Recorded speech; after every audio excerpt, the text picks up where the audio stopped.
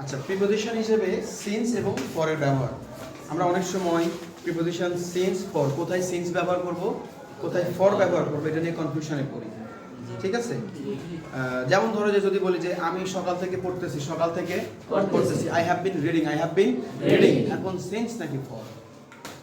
Since নাকি for?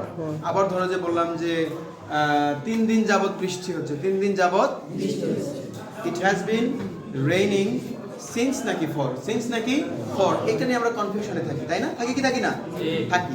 আমি এখন দুইটা কথা বলবো, একটু মনে রাখবো, তাহলে আর কনফিউশন থাকবে না ইনশাআল্লাহ। সময় যদি আমরা হিসাব করে বলি, কি করে বলি? সময় হিসাব করে বলি। সময় হিসাব করে বললে, হিসাব করা মানে কি? এই যে 3 দিন যাবত বৃষ্টি হচ্ছে, আমরা 1 ঘন্টা যাবত ক্লাস নিচ্ছি, 1 ঘন্টা যাবত পড়তেছি আমরা, হ্যাঁ, সে 2 ঘন্টা যাবত ফুটবল খেলতেছে। এই যে সময়গুলোকে হিসাব করে বলছি না? কি করে বলছি? হিসাব করে বলতেছি। ধরো যে বললাম যে এই ছেলেটা 30 মিনিট যাবত পুকুরে সাঁতার কাটতেছে, 30 মিনিট যাবত, হিসাব করে বলছি না? যদি হিসাব করে বলি তাহলে ফর হবে। কি হবে?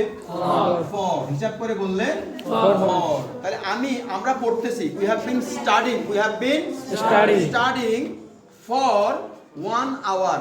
1 ঘন্টা যাবত পড়তেছি, আমরা 1 ঘন্টা যাবত পড়তেছি। We have been studying for 1 hour.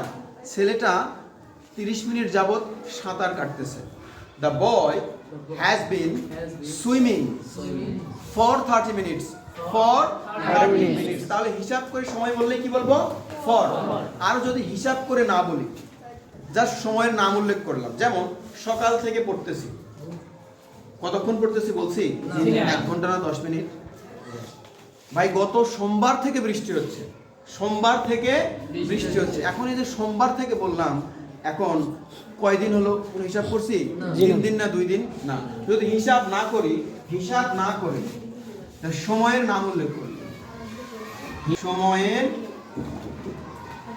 নাম উল্লেখ করলে সিন্স বসে। কি বসে? সিন্স। কি বসে? সিন্স। যদি বলি যে যাবত পড়তে খেলতেছি, দৌড়াচ্ছি, আই হ্যাভ বিন রানিং, আর ইউ ডাবল এন। 1 ঘন্টা যাবত দৌড়াচ্ছি, কি হবে? সিন্স না ফর?